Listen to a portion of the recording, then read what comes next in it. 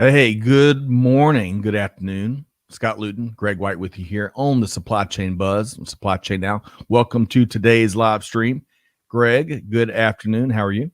Happy New Year's. I'm doing well. How are you? Hey, can you do the whole show just like that? Just like that.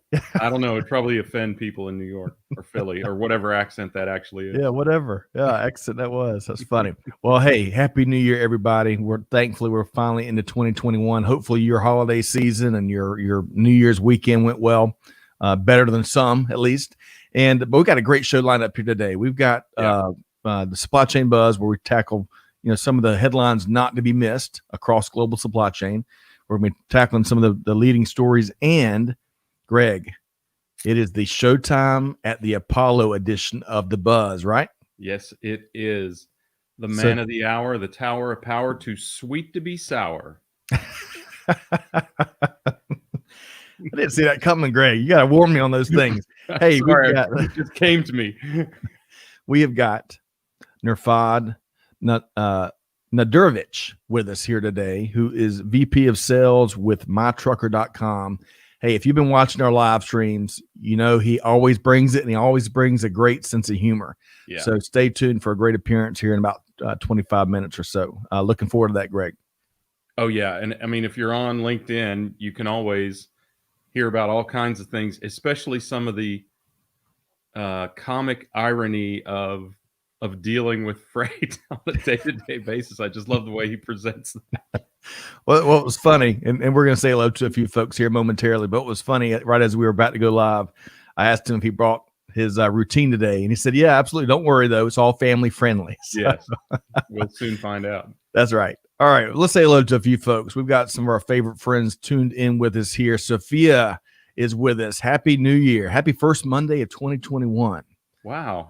I hadn't really thought about it that way, but I guess so, right? Because New Year's Day was Friday. Yeah. Jeffrey Miller, good afternoon. Happy New Year to you and your family. Jeff Mervyn, hope this finds you well. I think he is in Ireland, right, Greg? Ireland. Yep. Daria Patel, great to see you as always.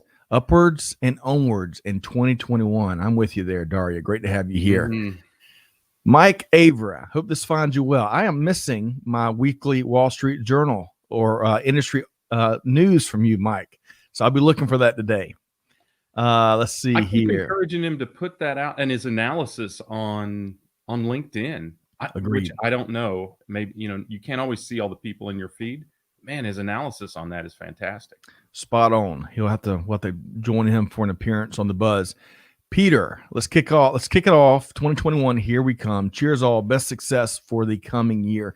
And Peter, I appreciate the message via LinkedIn. Appreciate your being a part of our community here at Supply Chain Now and your nice feedback there. So welcome today. Of course, can't have a live stream without David, right? There he is.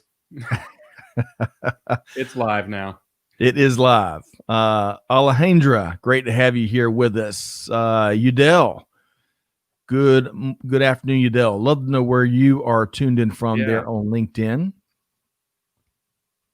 Ronaldo, hello. Krissa, hello. Brennan Davis, good morning. Great to have you here. Brennan, so the boss is keeping an eye on Nerf.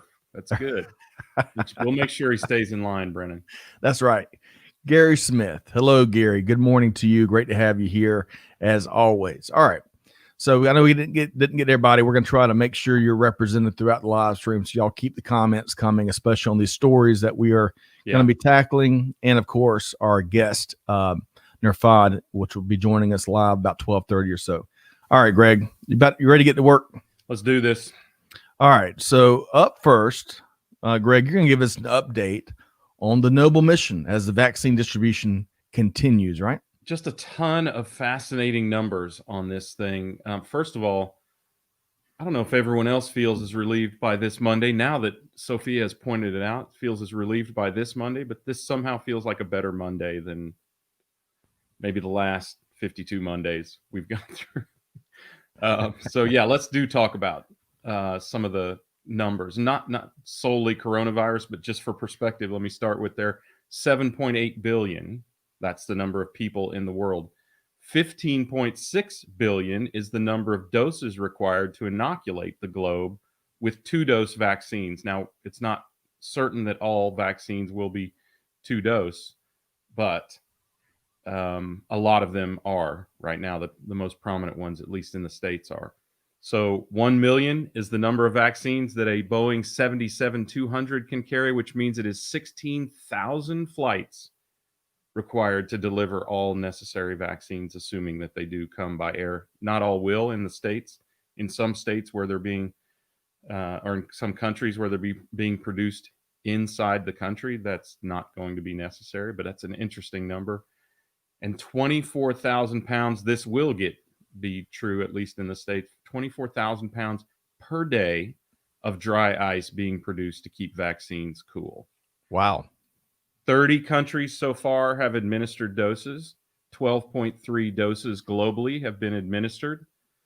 And this is interesting. So I looked at some other statistics here, and there's a Bloomberg article too, which I will, or just did, drop in the chat. Finally, Scott, someone besides the U.S. can be considered to have done something ridiculously over the top or blatantly and perhaps brilliantly opportunistic. The UK and Canada have both reserved around 3 times the number of doses of vaccine that's required to inoculate their entire population. Plus, Canada has reserved even more through a COVAX consortium. So they're probably setting themselves up to be a distributor to the world, and I'm sure fair pricing. Australia and New Zealand both have over 220%. They've reserved way more than they need as well. So we'll soon find out how noble those countries' respective missions are. Interesting strategy there. I mean, there are a lot of reasons for that. Very few of them are non-opportunistic. Let's talk a little bit about the U.S. There are 13 million doses that have been distributed. 4.3 million people in the U.S. have received their first dose. Let's talk. And then China also. China has the capacity to build or to produce 1.4 billion doses, and they've reserved enough to cover 77% of their population. So some countries are choosing to produce in country. Some are solely reliant on COVAX consortiums like COVAX or other imports of vaccines. There's a map in the article that I linked to that shows you where everyone stands. Even considering all of that capacity, China, which has a population of, it's almost 2 billion, maybe it's a little bit over, right, has administered 4.5 million doses to date. And get this, the number of doses, the number of people that need to be inoculated each day to cover the globe by the end of 2021, which is what all of the government agencies are saying, 43 million people need to be inoculated each day in order to cover the globe by the end of 2021. Wow. So just to give some perspective, I mean, I'm not sure that there's really anything to take away there other than there are some countries that are apparently positioning to be the hubs for distribution. The U.S. does have a little bit more than it needs between reserves and production, but that's also because so many of the companies that are producing it are based here in the States. Right. So. Fascinating. And the Bloomberg article is a great one. Of course, this one here that we've got from Supply Chain Dive is a great one, especially if you like the facts and factoids. Is great. Yeah, it is fun just to kind of look at the numbers and then hear the quick spiel about what those numbers represent, right?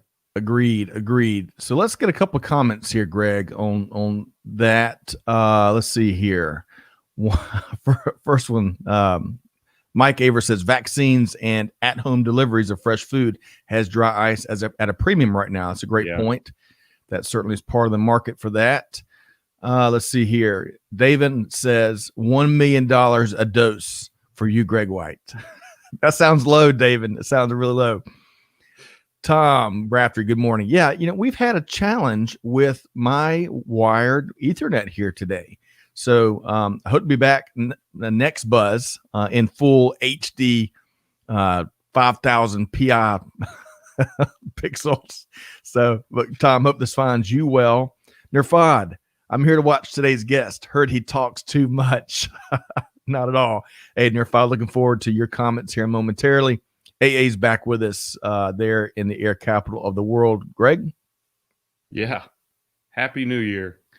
Mike Aver says purchasing strategy might be to move them up on the list as well so that their countries are guaranteed to have enough vaccines. I think, Greg, he was talking about your country by country point there, right? Yeah. Yeah. And it is true. I didn't go into that at great depth, but the wealthiest countries are, of course, at the top of the list. Yeah. Agreed. Let's see here. Chrissa says, as supply chain experts / nerds, hey, I like that, Chrissa. You're going to fit right in here. How do you all think we could improve the distribution and administration of the vaccine in the U.S.? Now, Greg, that's a great question, and I'd love for the community to weigh in. Yeah. But is there one thing, Greg, that comes to mind from your end? Yeah, the one thing that comes to mind is that Pfizer and BioNTech, instead of trying to create their own distribution network, could have used the existing network through all the medical distributors in the U.S. But for some reason, they don't want to do that. Right. It could be a security concern, and a lot, Chrissa, depends on what you mean by improve, because it could have been a security concern, and that's why they chose to do it that way. From a pure volume standpoint, obviously using the existing distributors in the U.S. would have been the best way to go. Yeah, well put. And just like we see in e-commerce, that final mile can bite you.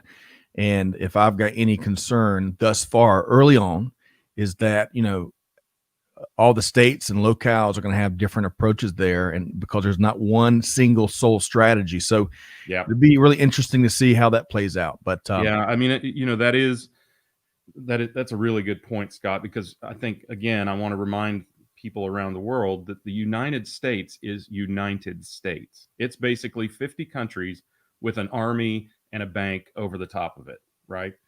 Much of the governance of the U.S. is left to the individual states, and that's a very rare commodity in the world. So it does create its challenges, like you just suggested, Scott. Great point.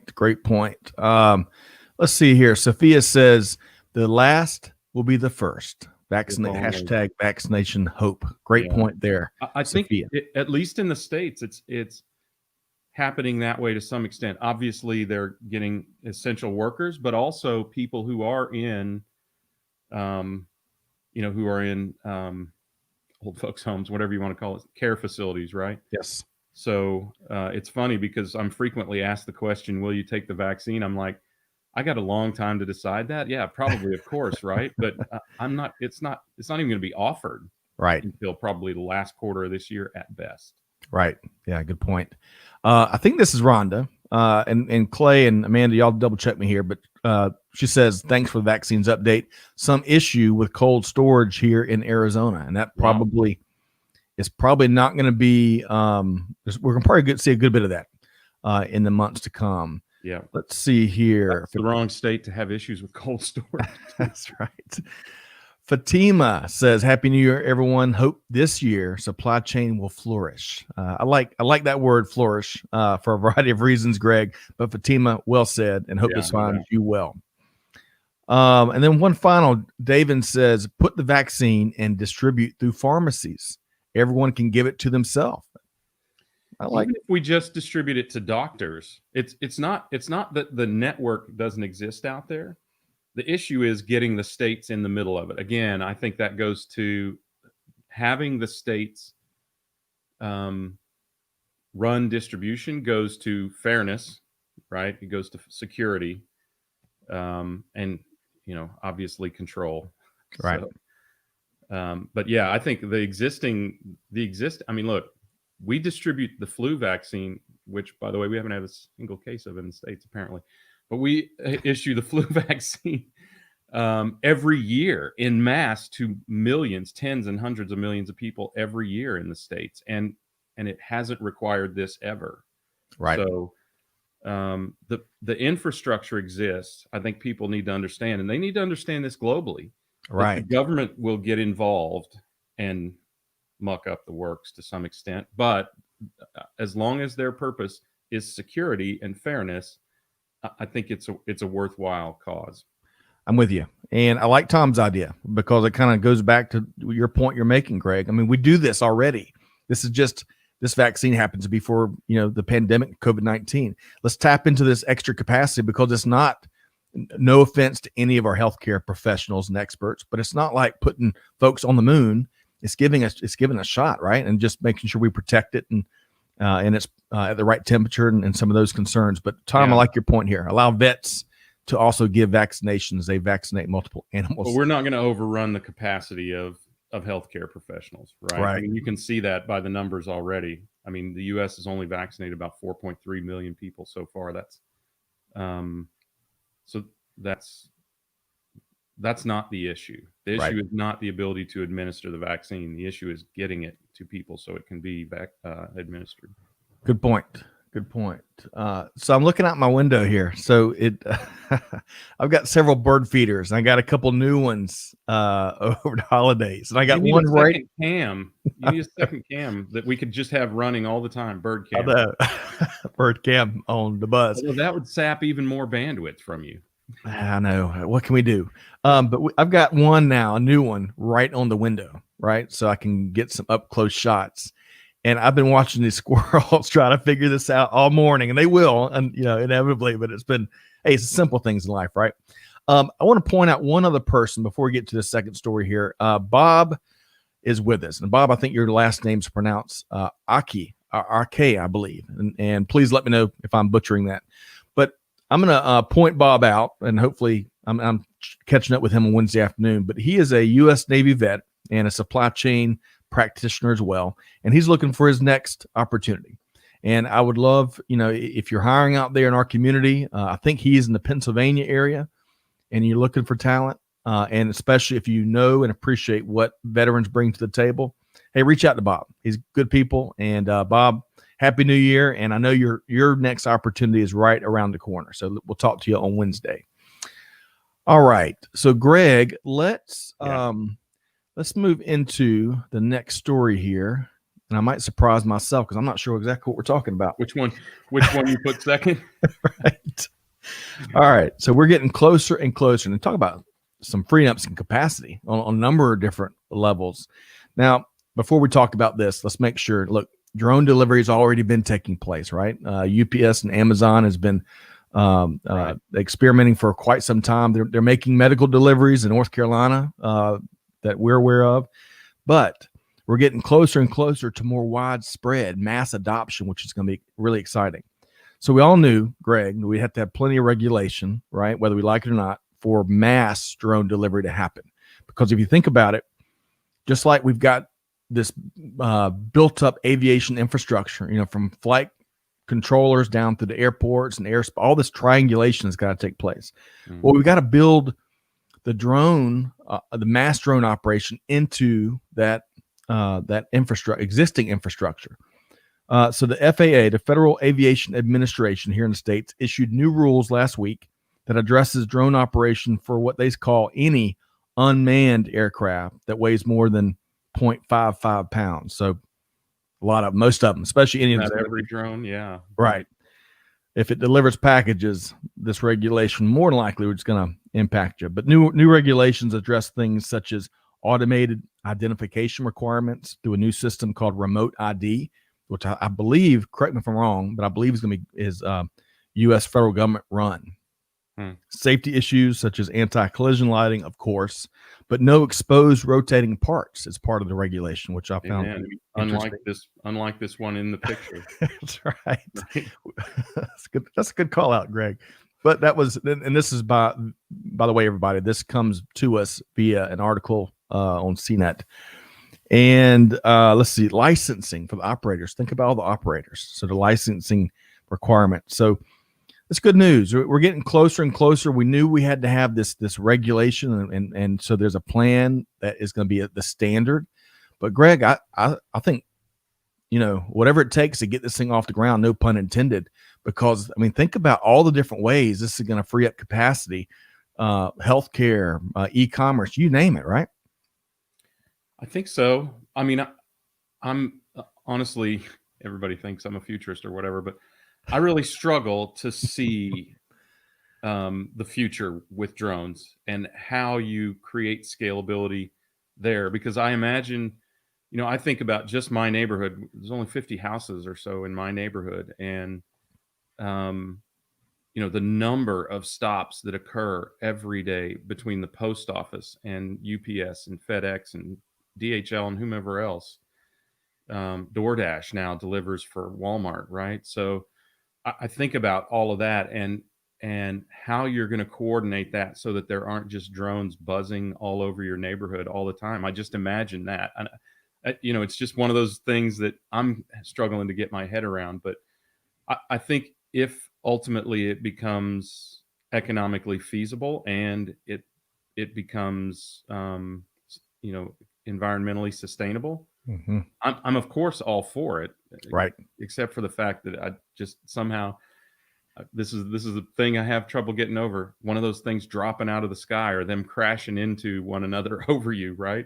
Right. I just can't get that vision out of my mind. But I'm with you. I love that the regulation is coming finally, so we don't have these idiots buzzing aircraft as they're taking off and landing, right?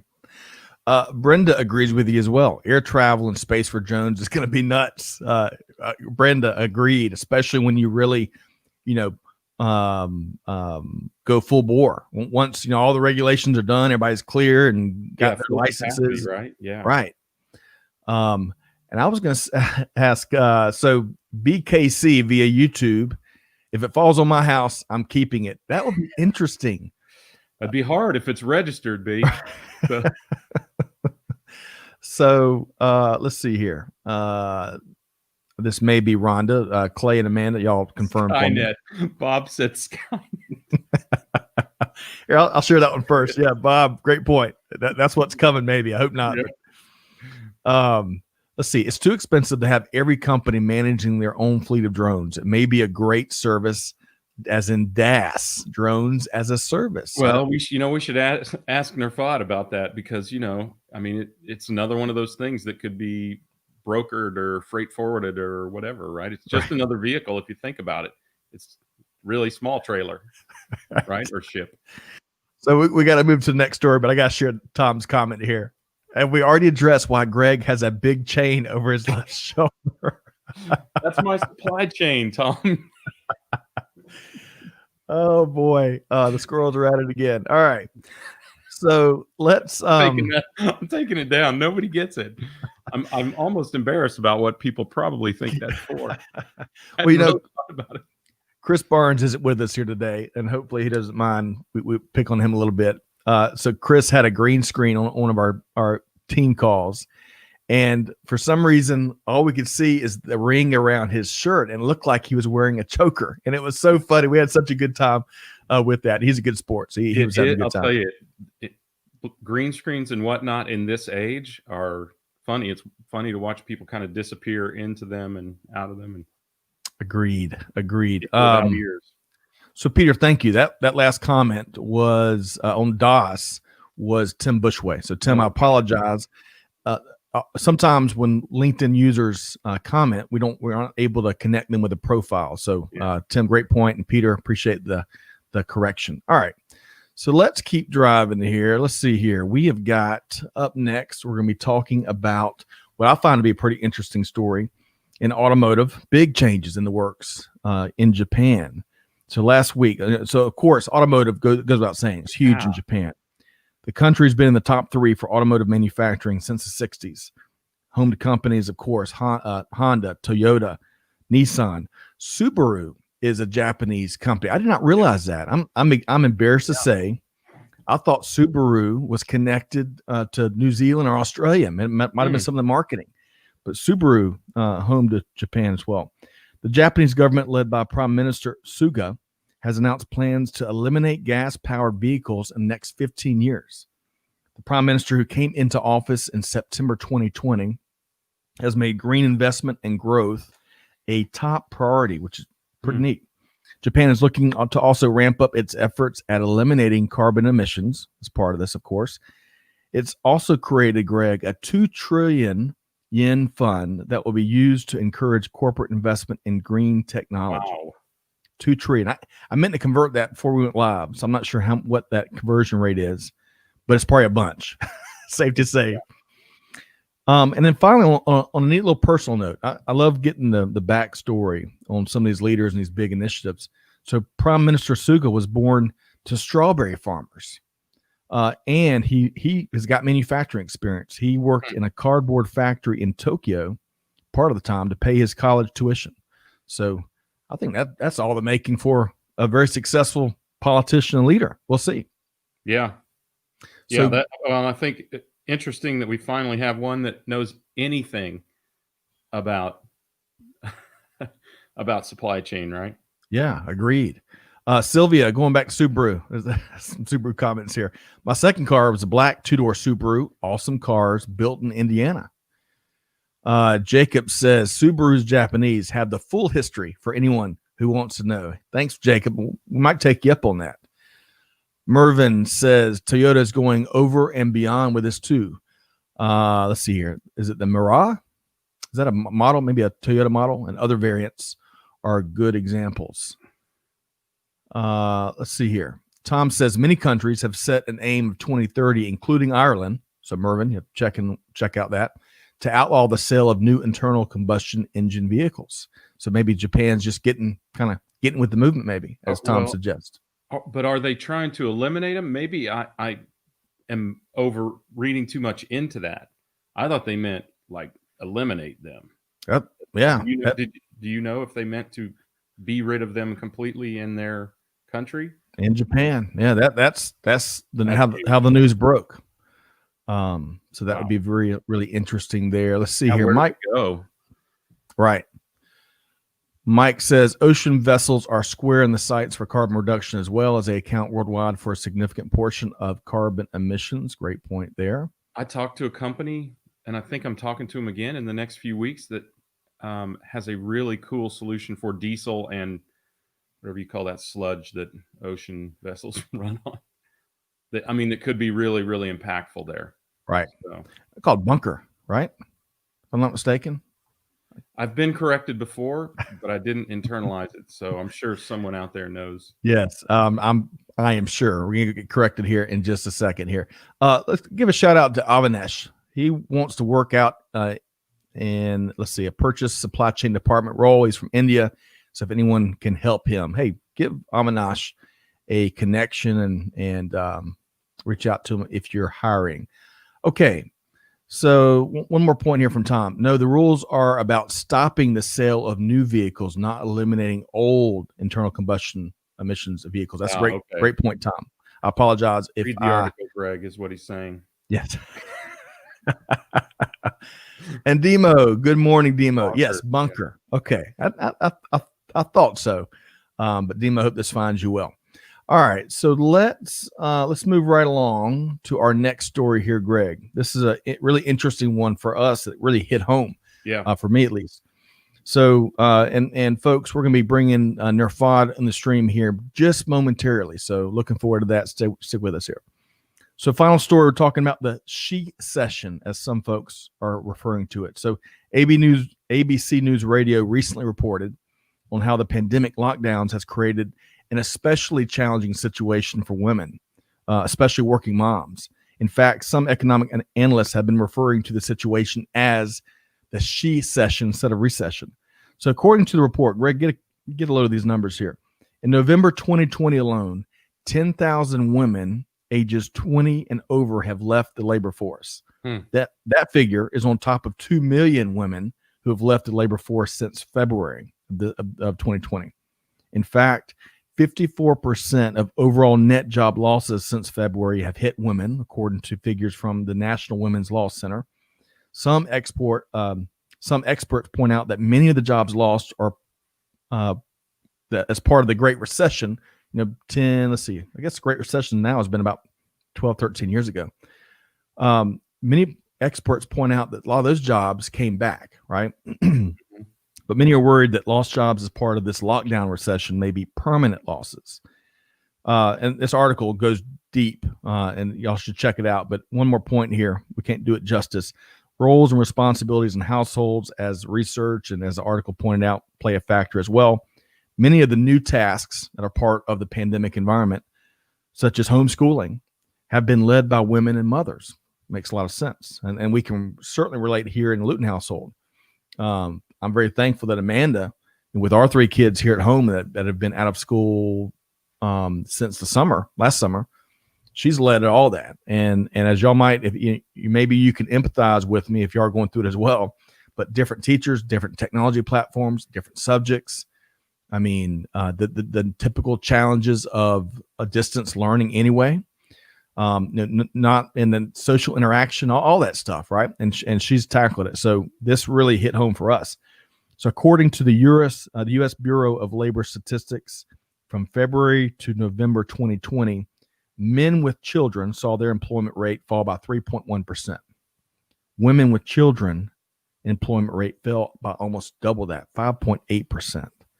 So very telling, challenging set of circumstances. So we're hoping, at least locally, and we're seeing other places, thankfully here in the States at least, kids are getting back into school, which is a welcome, on a variety of levels, welcome development. We hope that it sticks. But Greg, it's been a challenging time for everybody, but this really, this opened my eyes up to some national trends that we're obviously experiencing. Yeah. And again, Tom Raftery, I did not read the article, but it does just say that they have left the workforce. So have their jobs been eliminated, or did some of them choose to leave the workforce? And I think both. Yeah. Okay. Yep. So at least not all of this is not by choice. And that, right. I think that's something, that's something good. Right. And, we've been talking also that baby boomers have been leaving the workforce at a record rate, even considering their record rate as well. So, and it is really only women over 20. So that could include some boomers as well. So maybe not. I don't know. I don't know if it's an indicator or not, but I have a feeling, just anecdotally, I think there are a lot of people leaving the workforce by choice because they're like, they're kind of re-examining their life's goals.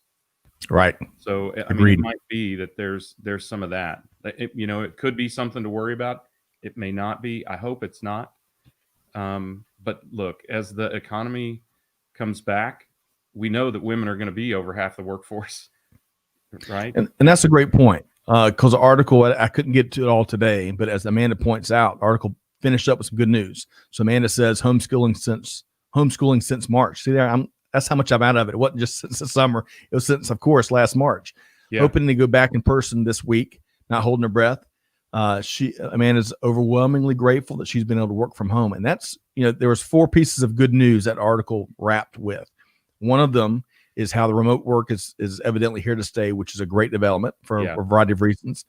One other piece of the good news, and I wish it had a statistic in it, but it didn't, is that, to your point, Greg, the last few years have really opened up the eyes from a diversity standpoint, a hiring standpoint, of enabling opportunities for all. And we still have plenty of work to do, but we've seen some good, the needle truly get moved there. So to your point, Greg, women are going to be a huge part of the solution on the other side of this thing as companies rehire.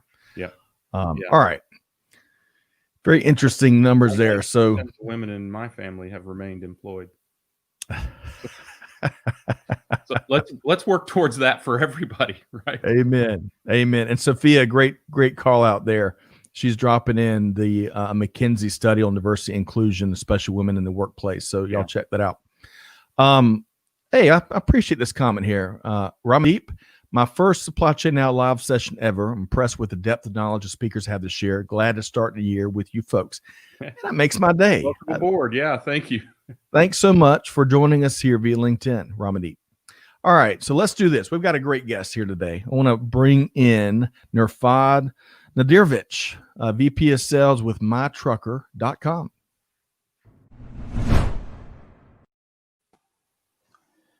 Hey, he is. Nurfad. How are you guys? Very good. Your first time on this side of the swoosh, so welcome. Yeah, and thank you very much for having me. And just want to start off by it's not really a joke, it's more of a serious thought. But there was a kid, and he was in Ohio, right? And his parents said, we're going to go out on a date. Restrictions have been lifted. And so we were wondering, who would you like to babysit you? And the kid said, well, I'd really like the Clemson Tigers football club to babysit me. And they asked, well, why would you want that? And they said, because they don't beat anybody. So Nurfad. I knew you were going there. My heart is broken, and you're just pouring salt in the wound. But hey, yeah, and so folks, we're big Clemson fans around these parts, and of course the Clemson Ohio State game did not break in our favor at all. And we were talking about that pre-show. So thank you, Nurfad. You started just about where we thought you would. But man, it is great to have you here with us. Yeah. We've really enjoyed kind of your involvement in the community, as it were, maybe. Your sense of humor you bring, but also the knowledge that you drop very regularly. And thank you, David. Thanks, man. I appreciate you, David. You got my back. But Nurfad and Greg, there's so much to talk about with Nurfad, but where should we start, you think? Well, I mean, I think if there's anybody who doesn't already know, tell them a little bit about yourself. So my name is Nurfad Nadarevic. I live in Windsor, Ontario, Canada. I won't be giving out my house address, though. It's okay. I've got it. I'll drop it in the comments. And I've been here now for about 13 years. I've lived here. I moved to Canada when I was just a little boy, 6.5 years old, from Bosnia originally. So shout out to my motherland and old country. And I've grew up pretty much here in Canada, pretty much my whole life. 25 years I've spent here. And I originally got into transportation and logistics side of the supply chain in 2011, right out of the university. I went to the University of Windsor for biology. So then logically the next step is trucking and transportation after you get a degree in biology. I mean, everybody knows that. So, of course. Right. And so I opened up my own trucking company with my dad, and he was the first truck driver that I hired. And he's been how did you pick him? He just showed up at my door and said, I'd like to be a part of your team. And I said, no problem. And so at that time, he was the president and truck driver of the company. So it was an interesting take. And he's done so much for me in my life. And, I have a lot of admiration and love and respect for my dad. So, for him to be my first driver, it was more of an honor for me than anything else. Yeah, of course. So it was. We gotta would love to bring your dad on and share his experiences. So let's make a mental note for making that happen. But no problem. All right. So Nurfad, what else?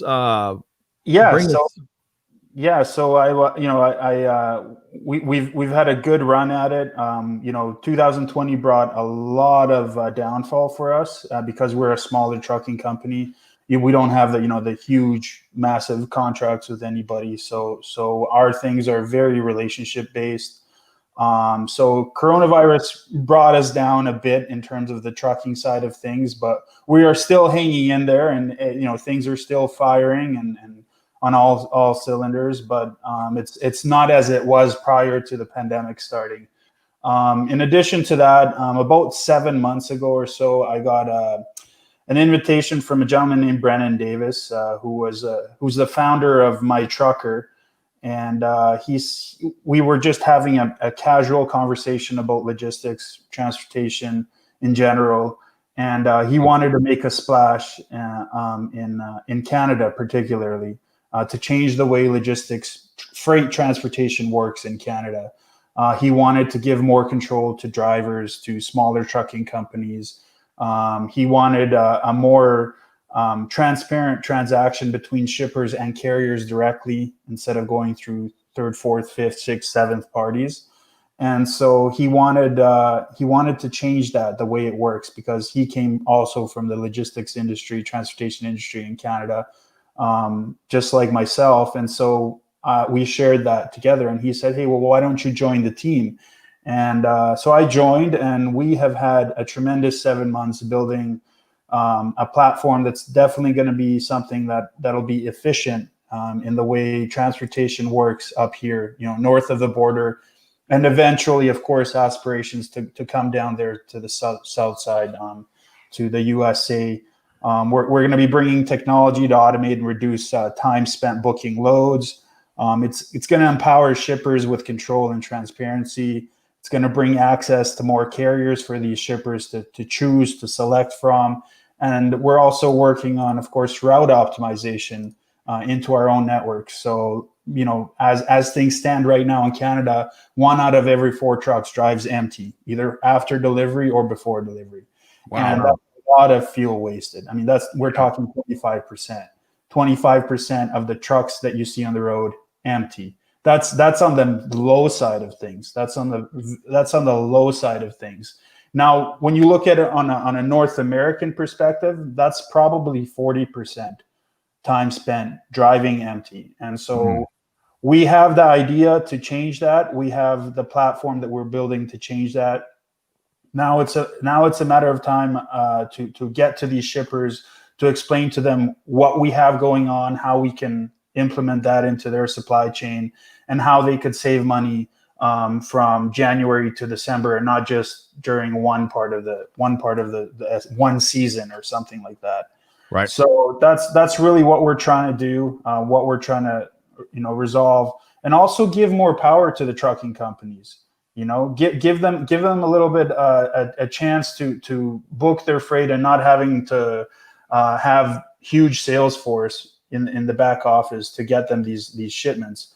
Optimize their empty trucks, make sure that their capacity is filled, so they're actually driving with something in the back of their trailer, instead of emptying in Toronto, coming back to Windsor 220 miles empty, because guess what? There's nothing to pick up in Toronto. And that's a particular problem for these smaller carriers, right? Because it's harder for them to get access to the markets. Huge problem. I mean, I see it firsthand. I mean, the struggle that you go through to get customers as a smaller guy, excluding brokers, direct customers. I'm talking like going to a shipper directly, getting them to pay attention to you because you're the small guy. And this kind of digital freight platform, or this is something that's going to be of benefit for trucking companies that are the 90% of trucking companies in North America, right, which is the small mom and pop guys, and the guys with 5 trucks, 1 truck, 12 trucks, and that's what we're trying to focus on. And in addition to that, I don't want to take too much of your time, but in addition to that, we're also looking to change the biggest inefficiency is the time from quote to time of dispatch. That time right now, I mean, it's anywhere from 2 hours to 4 hours to get that process completed, where our platform is bringing that down to 2 to 5 minutes instead of 2 to 5 hours. And so that's really what we're trying to do. We're trying to make it more streamlined, more efficient. And it's going to be a heck of a year for all of us. I mean, we're working hard. It's a dedicated team of people that actually believes truly that we can make a difference, that we can actually make a difference in this industry. And honesty is actually the best policy, and we're going about it that way. So love that. I'm curious how you see, because what I see your solution as is kind of an disruption, maybe not a complete disruption, but it's going to be at least somewhat disruptive to the forwarder and broker market, right? So how do you see the future of brokers, particularly? How do you see that evolving? They're gonna have to evolve into a very relationship-based business. They're gonna have to actually be directly involved in implementing technology in that relationship with their particular customers. Otherwise, those customers it's gonna be word on the street. So those customers, those shippers are gonna be jump and ship if they don't implement technology to speed up every transaction that happens, whether it's a dedicated transaction where it's volume based, or it's just a one-off transaction, sporadic movement of freight from a warehouse to a production facility or vice versa. Would you say this is a broker enabler or a broker replacement, or maybe both in some cases, right? I'm going to have to be very honest with that. I think it's a bit of both. I think it definitely is a bit of both. The main reason is brokers that are going to be in the logistics and side of the business, they're going to have to particularly adapt. They're going to have to adapt. They're going to have to invest money that they have made throughout their careers and in their business. They're going to have to invest that money back into the business to be able to compete. Because the margins that any broker that might have currently, I mean, you're talking, especially in 2020, it was 20, 30, 38%, 36%. I mean, that's added cost for the shipper. I mean, the shipper is still paying the same rate no matter what. But when you allow digital freight marketplaces that come in and that can work on small margins to be able to connect carriers directly with shippers, that's gonna definitely, I don't want to say eliminate it. There's always gonna be a need for a service, but there's definitely going to be a hindrance in the mindset of a shipper. They're going to want to go down the route, say, okay, well, look at this digital freight platform has a 9.99% fee to book freight, or I can go with this broker that I don't really know what the true cost of that truck was, right, because of transparency issues. Right. So that's an excellent point.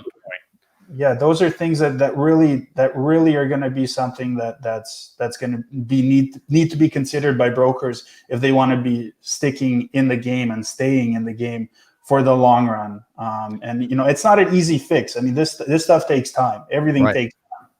Well, and you're going to get some pushback from the industry, but sorry. Go ahead, Scott. So Josue runs a trucking company. He's got a great question, kind of a follow-up question to Greg's earlier one. Would you consider Mytruckr to be a digital freight brokerage or a marketplace? It's a marketplace because our objective, our goal is not to sit in a round table away from all our shippers and all our carriers and have a plan where we're going to be making 20-30% profit margins. We're not doing that. We're simply saying, hey, this is a marketplace. You as a shipper come here. You say, hey, I got a load from Atlanta, Georgia. It's going to Ohio State University, and we need this delivered ASAP. What is the best option that we have? And you're going to have something that's going to show you, hey, we have an option here that's earliest pickup time, best price, later pickup time. It's going to be organized, and it's a marketplace. Just like when you go to Facebook, there's nobody there there's a price that's listed there, and you can either you take it or leave it. There's no hidden fees that you later on attach and send to the buyer. Say, hey, this actually the rate is $1,600 and not $1,200 on the item that you bought. Love that transparency. Love that visibility. Love that you got that information up front, and you don't find some Johnny-come-lately fees that are hidden in the fine details. We need a lot more of that across the industry for sure. And Brennan also addressed Josue's question in the comments. So thanks for that, Brennan. So you got a lot of fans, as we already know, Nurfad. Peter mentioned he agrees on how you laid out being part of the process and the solution with your customers. Let's see, Sylvia, awesome Nurfad. She's seen a lot of project cargo inquiries for over the road in Canada. Also with the port congestion on the West Coast, I see carriers leaning towards Vancouver, which is an interesting observation there. And then I was reading as I was getting ready, figuring out what we're going to talk about here today with the USMCA, despite some of the other challenges, unforeseen challenges at the beginning of the year. Mexico, there's going to be a lot more cross-border trade there, requiring a lot more freight and carriers and whatnot. The article I was reading pointed out the automotive industry in particular is really loading up and doubling down on Mexico. So all that's great news, but it presents bigger problems that I know we're really happy to solve, right, Nurfad? Yeah, 100% agree with you. And just to double down on Celia's comment, just quickly, she's right. Vancouver has seen an influx in freight because the U.S. is completely backed up on the West Coast. In addition to that, you won't believe this, but people are sending their freight all the way up to like well, it's not Alaska, but right on the border with Alaska in a town called Prince Rupert. Mm-hmm. And up there, people are sending their freight, and there's new developments. They're expanding their port up there. The congestion is crazy everywhere, but people are finding creative ways to get their freight into the U.S. And even if it takes to get that container from Alaska and then inbound transit down to the U.S., people are doing it. People are trying any way possible to get it on time to their customer, or as close to on time as humanly possible. I saw it throughout this whole holiday break as well. And in addition to that, to the new agreement that the three countries signed, it's correct. I mean, I've already seen an influx in Mexican freight to Canada as soon as that paper was legal and green and ready to go. There was already an influx of that. So that is also true. Love that. David says enjoys your answer to some of these questions. And by the way, folks, David turned 40 over the holiday season. So happy birthday to one of our favorite community members here. And David always brings it. Never guessed. Never. He looks right 25. Yeah. And that's a compliment, David. He's still a millennial, so he's got a long time to go. We're good. Kavan, hope this finds you well. Appreciate your Facebook message not too long ago. Was fortunate to listen to the insights about freight transportation issues shared by the one and only Nurfad Nadarevic. Let's see. Mike Avra says Mexico and Central America is next huge supply chain hub. Investment firms are scrambling to try and buy rail and over-the-road carriers in those areas. David says he has a maturity of an 11-year-old. Good. Keep that.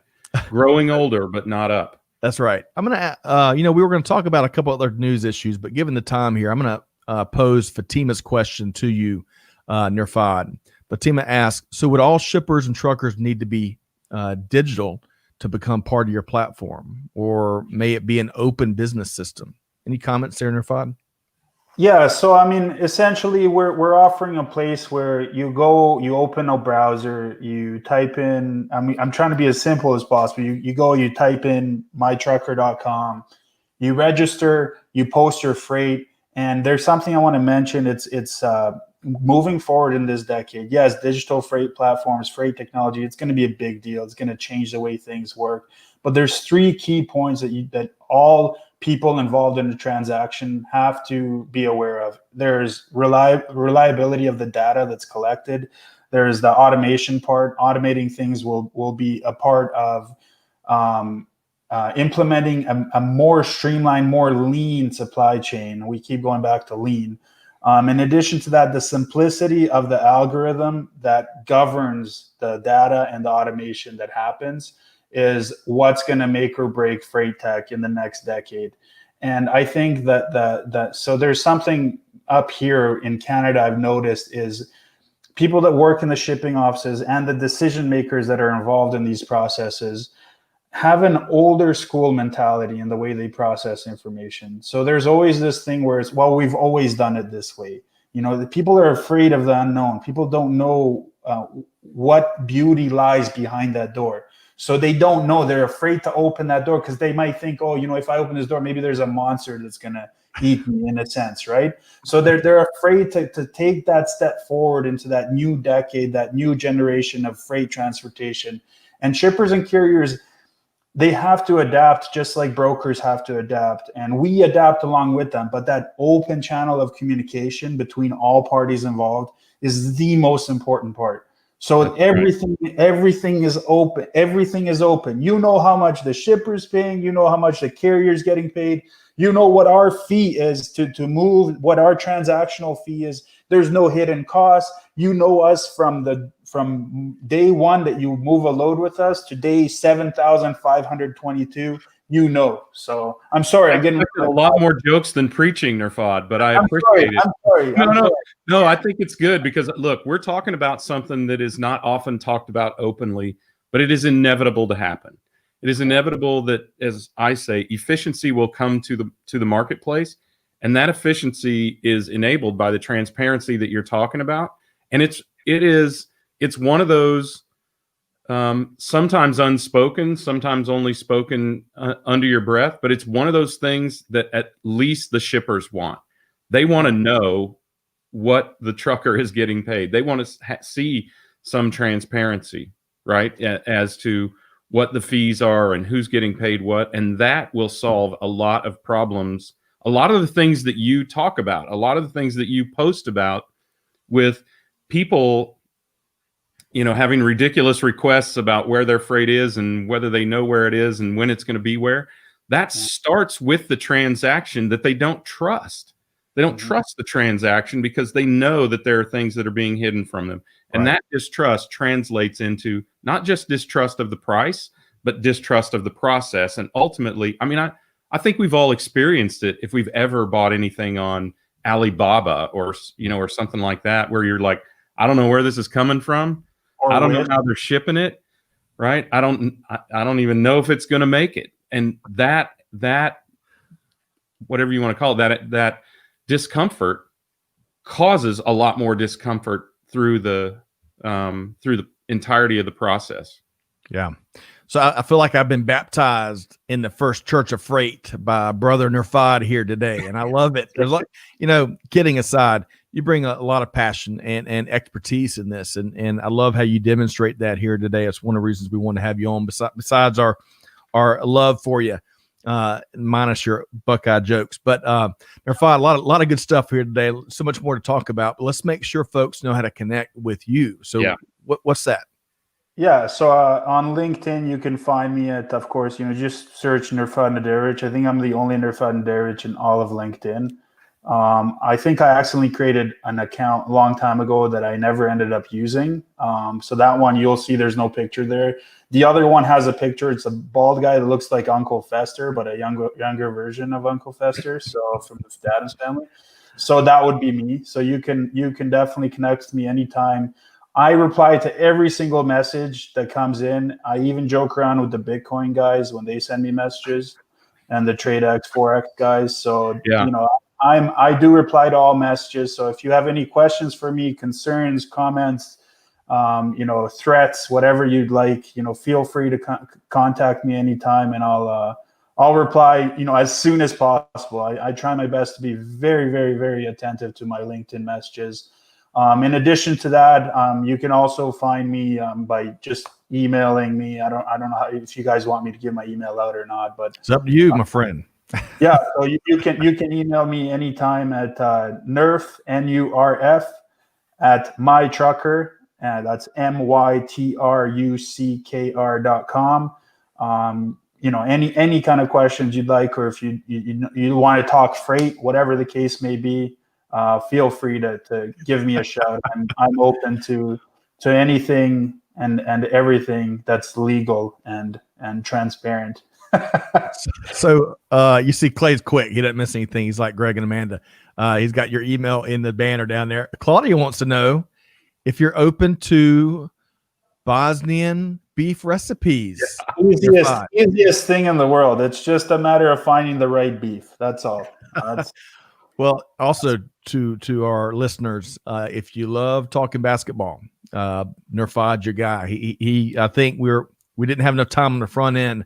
I think he's got a deep appreciation for the history of the game professionally in college, and he's your guy. We'll have to have you back as we launch our Supply Chain Nerds Talk Sports series, Nurfad. It's coming soon. Thank you. All right. You bet.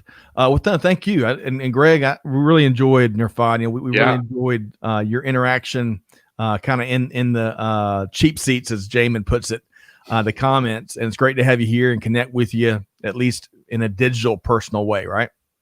Yes, you guys as well. It's been a joy. And two things I just want to mention before you guys boot me out and kick me and never see me again. I want to just mention two words for people to look up. Actually, truck platooning.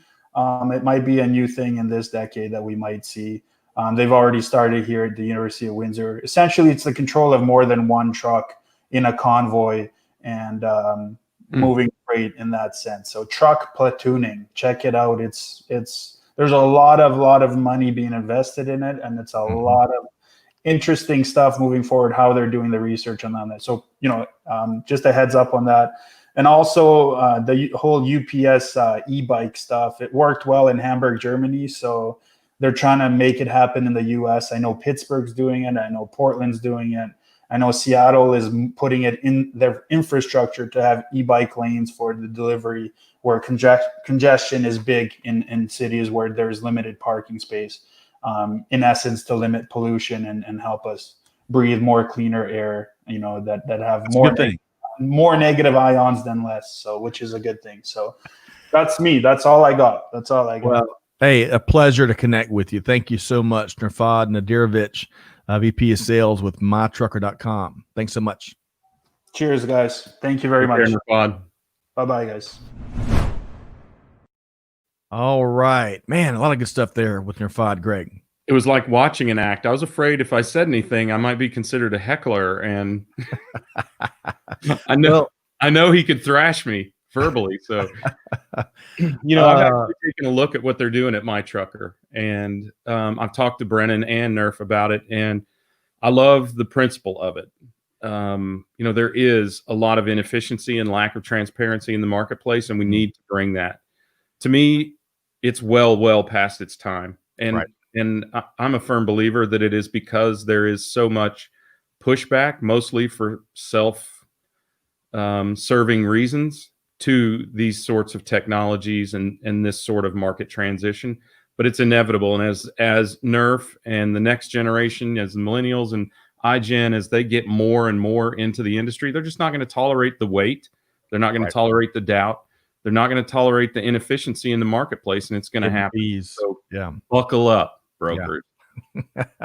All right. A couple comments here. Fatima says private blockchain can enable privacy of participants, but its implication is at infancy stage and could be could be expensive as well.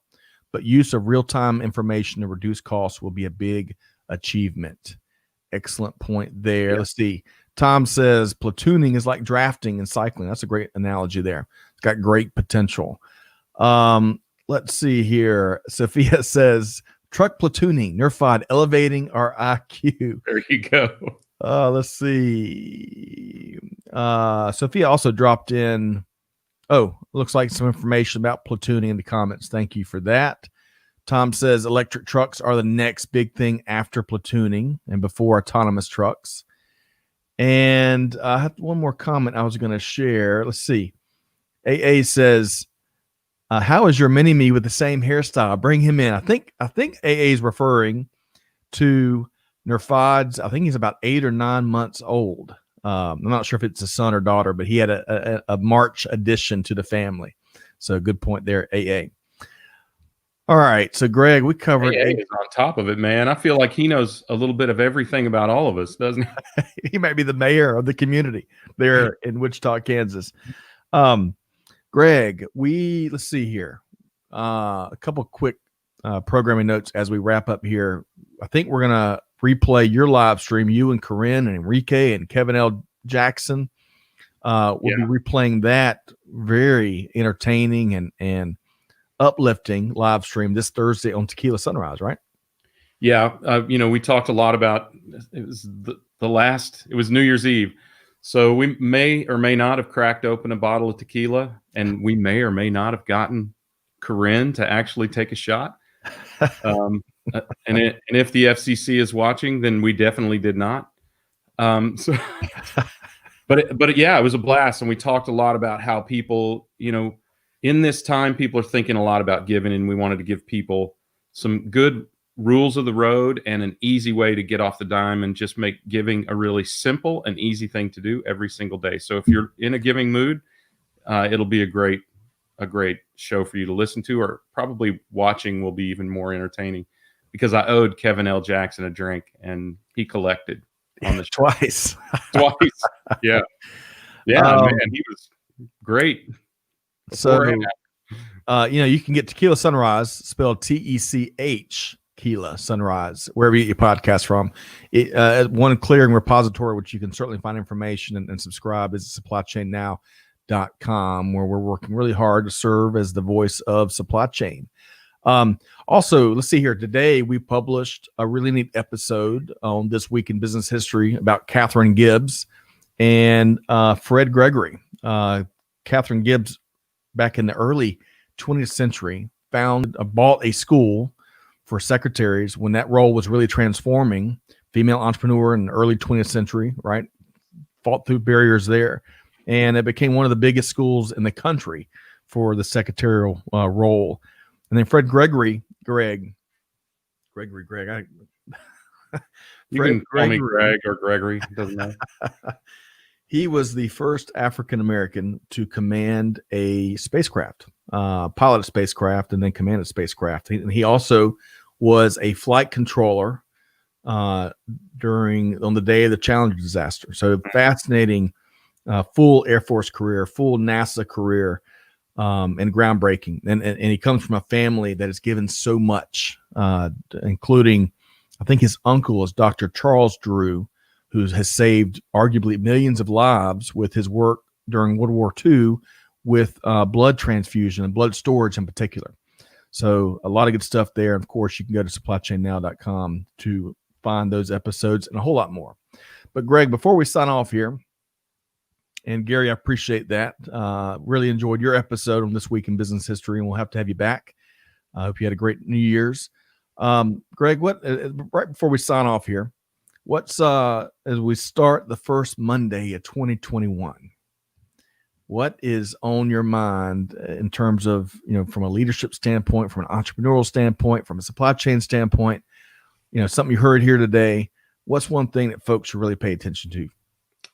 I think they should pay attention to the fact that this year, though I think we're still going to have the anchor of lockdowns and things like that, this year people are thinking about moving forward. They're not thinking about standing still. If I've ever seen I've never seen a transition more rapid than the transition from that year I will never mention again to 2021, where people are now, they're leaning in. They are definitely leaning in and looking forward to things to come, be they better, be they worse. They're just leaning in and looking to attack the future. And that is really, really encouraging to me. Outstanding. Well put. And enjoyed your live stream last Thursday. All that perspective shared. 2021 needs to be the biggest year of giving yet. And maybe we'll see that happen. I believe we had a first timer here today, maybe a couple of them, but yeah, a few of them, I think. Yeah. Sabarna, I believe, is who this is here. So first day here, welcome. Thanks so much for joining us via LinkedIn, and looking forward to your contributions in the weeks ahead. To everybody, loved all the comments. Really appreciate the comments, the questions, and Nurfad's POV for sure. Greg, very entertaining episode and insights that he shared. But to our audience, hey, piggybacking on what Greg just talked about, and certainly piggybacking on the live stream conversation from last Thursday, hey, find a way to do good, give forward, and be the change that is forever going to be needed. And on that note, we'll see you next time here on Supply Chain Now. Thanks, everybody.